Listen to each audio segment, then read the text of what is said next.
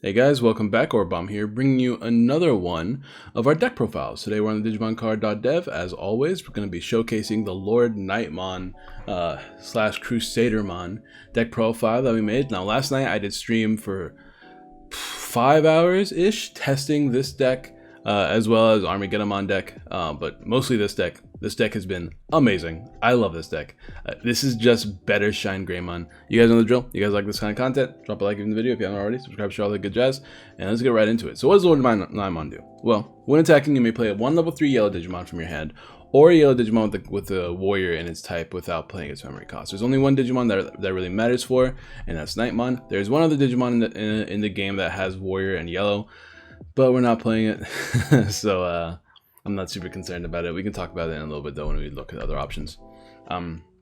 So it's a way to swarm your board with more Digimon. Every time you attack, you play another level 3 yellow Digimon. Yellow 3 level Digimon have some of the best on-play effects. We have Lucemon, we have Bushiagumon, we have some great cards. So it's a really good attack. And then all turns for each of your other Digimon, this Digimon gets 1,000 power. This thing can become fat, which is actually really good in an Omni meta, right? Because if they can't really attack, because then they run the risk of losing to a really strong Lordknightmon. So that's pretty cool. Well, that's the focus of the deck, right? The warrior that matters is Knightmon. It's cool that we can attack and hard play level 5, and on play when the Digimon get minus 4,000 DP, so more reduction, because the goal of this deck is to swarm your board so you can use Spiral Masquerade. Think of this deck really similar to Shine Greymon. Like I said, this is probably the better Shine Greymon in my opinion, just from the little bit of testing I've done so far, because Shine Greymon is all about swarming your board with tamers, the tamers that have pretty okay effects, and evolving into a Shine Greymon, and boom, you get all the effects of Shine Greymon, reducing a bunch of power and whatnot. In this deck though, instead of swarming the board with Shine Greymons, we're swarming the board with Digimon. And having Digimon on the board is a lot more impactful than having some tamers on the board most of the time, right? And then we hit them up with a Spiral Masquerade, an option card that's only 4 cost, and for each of your Digimon, minus 3,000 DP to one of your opponents' Digimon. So obviously this can spread out. This could be a huge board clear. This can, if you have 5 Digimon on board, you can delete an Omnimon. Seems to be pretty easy in this deck because, once again, this thing can really put a lot of Digimon on board. If you can get 2 of these guys on board somehow, each attack gives you another Digimon on board. You're usually gonna just having 2 by themselves gives you 4 Digimon on board if you attack with both of them, which is kind of crazy. Not to mention you get added DP reduction through Knightmon, and any other effects that give you added DP reduction, such as the babies that can reduce power by 1,000 if you have 3 Digimon on board. And getting a bunch of Digimon on board is not really hard. So that's it for the main strategy of the deck. Let's go ahead and talk about the level 3s that we are using. Let's start with these cards, bro. First, we have Upamon here. If you have security of 3 or less, draw a card. Pretty easy to do just because we have access to blinding light that can give us extra memory by getting rid of security, so it's easy enough. Then we have Pikmon here. I'm trying out the Pikmon because it's new, and it's actually really easy to proc the minus 1,000 DP. You have to have 3 or more Digimon on board. It's actually kind of relevant because if you proc minus 1,000 with Lordknightmon, that minus 1,000, and then you summon a Knightmon with it, is minus 5,000, which 5,000 is the general DP of blockers, so you can easily delete most 1 Evo blockers with Pikemon. So that's why I play, or Pikmon I should say, not Pikemon. 2 Bushi, 2 Lucemon. Bushiagumon is just another way to rush because you play it down, it has rush, you can attack the same turn you play it down. Lucemon is the recovery option. Lucemon's a new addition to the deck list. I wasn't playing it beforehand, but I ended up cutting out some cards I felt were kind of worthless. Kodamon's on-play effect is reveal the top 5 cards of your deck, add up to 2 yellow Digimon with warrior or holy warrior in its name and its type, and among them, place the remaining cards at the bottom of your deck. So obviously, this card can get you the Lordknightmon, which is the Holy Warrior, and Knightmon, which is the Warrior. Now, as far as I'm aware, the only other Warrior Digimon that's yellow is not here. In the new set, I should say, is a level 4. Because I was checking, unless I missed something, I was checking the previous sets, and there were no other yellow Digimon that were warriors or holy warriors. They were just like holy beasts, holy angels, things like that. But this is the only other Digimon that's a warrior type. Look at your security stack. You may reveal 1 Digimon card with warrior or holy warrior in its type from among them and add it to your hand. If you did, trigger recovery +1. It's nice. but it's a 2 cost to play, or 2 cost to evolve level 4, which doesn't really do anything for us. And sure, we can play the Glademon, we can play it. we can play this Digimon using Lordknightmon, but why would I do that when I could play Bushiagumon, Lucemon, I could play Knightmon, and there's even a whole lot of good level 3s that I'm not playing that would be better to play, such as Salamon and whatnot. Those are probably all better options than playing this card. Sure, it can let you look at your security stack and take back one of these dudes, but you know, that overall feels unnecessary. We already have TK anyways that can help us do that, so that's fine.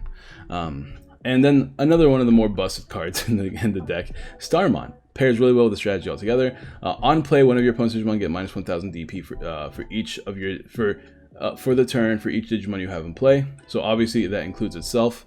So if you have 4 Digimon on board, play it down, minus 4000 DP. Sometimes that DP reduction is just enough for you to delete things with attacks just in general.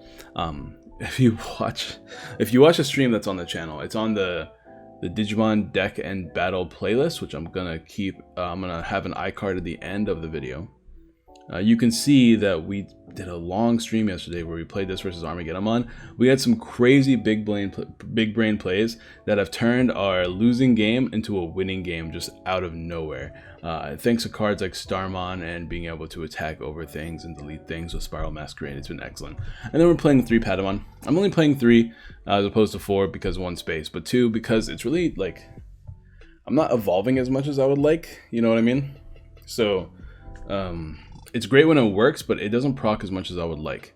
We have 2 blockers and Tsururimon that can be evolved over the Patamon, but because it takes finding the Patamon and then evolving it over something and then making sure that thing stays on the board for the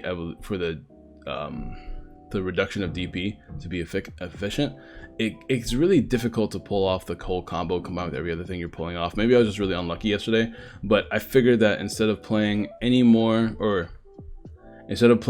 3 of these, I really wanted to have 2 Lucemon and 2 Bushiagumon instead. And of course, Starmon is just ridiculous, so I play 4 Starmon. And then Kodomon is our searcher, so. This one felt like the least useful out of all the other guys, but I still want to make sure I have them. So there's that. And then the, level 4s, we just talked about them. This 6000 power matters because of Alter S. It matters because 6000 power is strong enough to beat over some things after you reduce their DP. It's 1 evolution cost, etc, etc. Good card. And then we have the 2 blockers, 4 1 cost to evolve, 3 2 cost to evolve. Both good. Blocking is good in this deck. You really want to make sure that your evolutionary line isn't getting touched too much. As far as our level 5s, 2 Sirenmon, easy enough to hard play if we need to, and then Knightmon we already talked about earlier, and then we have 4 Lordknightmon. No other megas in this deck list. At first I was trying to squeeze in things like Wargreymon, /Angemon, Kentorosmon, any other cards, but just from testing I just found that you only need Lordknightmon. That's all you need. And it's all about finding it. Because we have Kodomon, we can easily find the card. Excuse me. And adding other megas just kind of, added inconsistency to the strategy. And the strategy is amazing when it works. And it works very often thanks to the way the deck is built. So I like Lordknightmon a lot. We're playing 2 Chaos Valder Arm. Just another way to reduce power. Level 7, very strong. 4 Blinding Light, 4 Spiral Masquerade, and 2 TK. The list is very simple. It's not too much complicated about the list. Swarm the board with Digimon. The only thing I could think about is potentially adding some 2-cost rookies, because 2-cost rookies are easy to just play down. I'm not playing any right now because I really value the effects that all these Digimon give us. Like, this is more deletion, this is more searching, this is recovery, this is rushing. I really value all the effects, and this gains you memory. But there's lots of rookies you can play in this deck list, including Pulsemon if you're looking to play some other interesting rookies. But Pulsemon is interesting because it kind of doubles as both a vanilla rookie or a Gabumon from set 1. Let me show you guys real quick. Yellow, level 3, boop. Pulsemon is a promo. Here it is. Pulsemon is being able to on-play if you have 3 or more security, trigger draw 1. If you have 3 or fewer security, gain 1 memory. If you have exactly 3 security, you get to draw 1 and gain a memory, which means it essentially becomes a 2-cost to play card that can draw you a card. It's very good, but it's not as impactful as the rest of the effects on the board, which is why I'm not playing it. I was originally playing it, but we quickly cut it out because we need some consistency. But you can play things like Salamon, and you can play where's the other one? Where's the other 2 cost? There it is. Tsukaimon. Those are your 2 other options if you're looking to play more 2-drop rookies that are easy enough to slap down.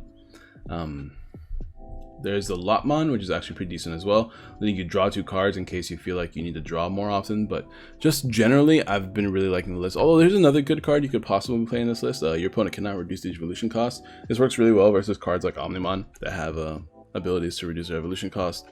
Digisorption decks in green. What are some of the ones that matter? Ragnar Lordmon. Some of the new Omnimon decks that like reduce evolution costs for their Greymons and whatnot. So yeah, this is a pretty good card, but it's very meta.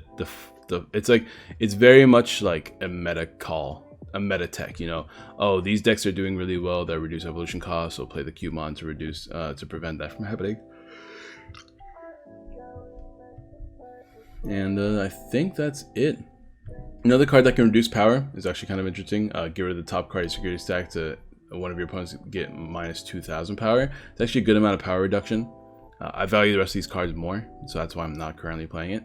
But yeah, there's a lot of rookies in yellow that have really good on-play effects that are maybe worth considering if you want to build this deck on your own time. Let me know what you guys think in the comments down below. I'm actually looking for more people to play Digimon with. Set 5, set 1.5. If you have Tabletop Simulator, or you want to play on webcam, let me know in the comments. Hit me up in the DMs on Twitter, Discord. You guys know the drill. I will gladly play more. I need to make more Digimon friends. I'm going to be 100% frank with you guys. I have a lot of Pokemon friends, don't have nearly enough Digimon friends. So hit me up because I want to become buddies and I want to play lots of games like I do with my buddy Carlos. Anyways, I'll see you lovely people next time. Peace.